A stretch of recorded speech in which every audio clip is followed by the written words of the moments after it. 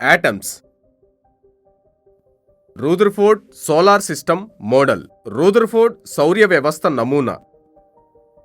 సూర్యుని చుట్టూ గ్రహాలు ఏ విధంగా పరిభ్రమిస్తుంటాయో అదే విధంగా ఆటమ్స్లోని కేంద్రకం చుట్టూ ఎలక్ట్రాన్స్ తిరుగుతూ ఉంటాయి. పరమాణువులో ఉండే కేంద్రకం పాజిటివ్ ఛార్జ్ని కలిగి ఉండును, అలాగే ఎలక్ట్రాన్స్ నెగిటివ్ ఛార్జ్ని కలిగి ఉండును.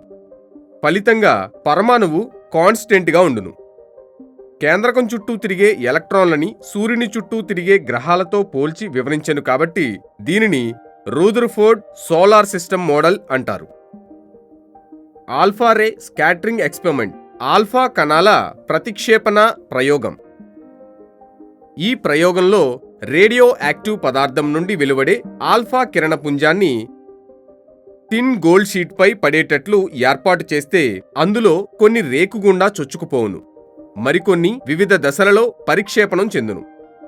ఈ విధంగా పరిక్షేపణం చెందిన ఆల్ఫా కణాలు తెరపై ఇల్యూమినేషన్ను కలుగుచేయును. కానీ కొన్ని కణాలు మాత్రం ఏ దిశలో ముందుకు ప్రయాణం చేశాయో తిరిగి అవి అదే దిశలో వెనుకకు ప్రయాణించును. దీనికి కారణం ఆల్ఫా కణాలు ధనావేశాన్ని కలిగి ఉండును. ఇవి ప్రయాణించే మార్గంలో గోల్డెన్ షీట్లో పరమాణువు మధ్య ఉండే ప్రదేశాన్ని దగ్గరకు వస్తూనే వికర్షణ బలాన్ని పొంది వెనుకకు మరలును. నిజానికి ఆల్ఫా కణం ధనావేశం కలిగి ఉండును. ఆల్ఫా కణం వికర్షణ చెంది వెనుకకు మరలుతోంది అంటే పరమాణువు మధ్య భాగం గుండా అదే రకమైన ఆవేశం కలిగి ఉండవలను.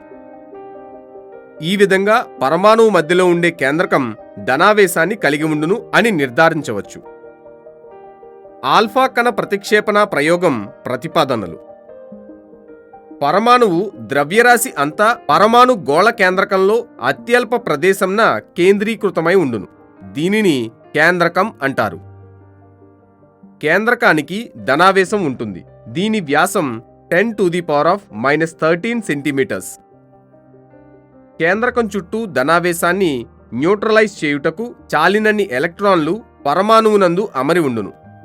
ఈ ఎలక్ట్రాన్స్ కేంద్రకం యొక్క ఆకర్షణ బలానికి లోను కాకుండా కేంద్రకమును చుట్టూ సూర్యుని చుట్టూ పరిభ్రమించే గ్రహాల వలె పరిభ్రమించును. కేంద్రకం యొక్క వ్యాసార్థం. కేంద్రకం యొక్క వ్యాసార్థం 10⁻⁻15 నుండి 10⁻⁻14 మీటర్స్ ఉండును. అటామిక్ రేడియస్ 10⁻⁻10 మీటర్స్ ఉండును. డిస్టెన్స్ ఆఫ్ క్లోజెస్ట్ అప్రోచ్, అత్యల్ప దూరానికి చేరువగుట.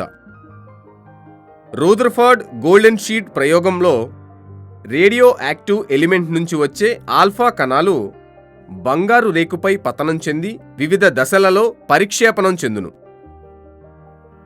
పరమాణు కేంద్రం నుండి పోయే ఆల్ఫా కణం మాత్రం హోమోజీనస్ పోల్స్ వికర్షించుకొనును అనే సూత్రంపై ఆధారపడి కేంద్రంతో వికర్షించి వెనుకకు మరలును. కానీ కొన్ని ఆల్ఫా కణాలు కేంద్రకం నుండి వివిధ దూరంలో పరిక్షేపణం చెందును. వీటిలో కొన్ని కేంద్రకానికి సమీప దూరం నుండి విక్షేపణం చెందును. ఆల్ఫా కణం కేంద్రకాన్ని చేరగలిగే అతి సమీప దూరమే impact parameter. Alpha particle trajectory. Alpha కణం ప్రక్షేపక మార్గం. ఆల్ఫా కణ ప్రక్షేపక మార్గపు రేఖాకృతి కేంద్రకం ఆల్ఫా కణాల మధ్య జరిగే అభిఘాతం యొక్క ఇంపాక్ట్ పారామీటర్పై ఆధారపడి ఉండును. ఆల్ఫా కణం తొలివేగ సదిశకు కేంద్రకంనకు మధ్య ఉండే దూరమే అభిఘాత పరామితి. ఆల్ఫా కణ వికిరణ పుంజం వివిధ సంభావ్యతలతో అనేక దిశలలో ప్రక్షేపణం చెందేటట్లుగా ఆల్ఫా కణ కిరణపుంజం వివిధ అభిఘాత పరామితులతో కూడిన విస్తరణను కలిగి ఉండును. కేంద్రకానికి దగ్గరగా ఉండే ఆల్ఫా కణం అత్యధిక పరిక్షేపణానికి లోనగును. ముఖాముఖి అభిఘాతం విషయంలో అభిఘాత పరామితి కనిష్టం. అంతేగాక ఆల్ఫా కణం వెనుకకు తిరిగి వచ్చును. అభిఘాత పరామితి అత్యధికమైనప్పుడు ఆల్ఫా కణం దాదాపు డీవియేషన్ చెందకుండా ప్రయాణించి కనిష్ట విచలన కోణం కలిగి ఉండును. లోహ రేకుపై పతనమైన ఆల్ఫా కణాల సంఖ్యలో స్వల్ప భాగం మాత్రమే వెనుకకు తిరిగి వచ్చును అనే భావన ముఖాముఖి అభిఘాతానికి లోనయ్యే ఆల్ఫా కణాల సంఖ్య స్వల్పమని సూచిస్తుంది. అలాగే అటామిక్ మాస్ అతి స్వల్ప ఘనపరిమాణ ప్రదేశంలో కేంద్రీకృతమై ఉండును అని తెలియచేయును. రూదర్ఫర్డ్ పరిక్షేపణ అనేది కేంద్రకం పరిమాణానికి ఎగువ హద్దును నిర్ధారించును. Drawbacks of Rutherford model. Rutherford నమూనాలో లోపాలు.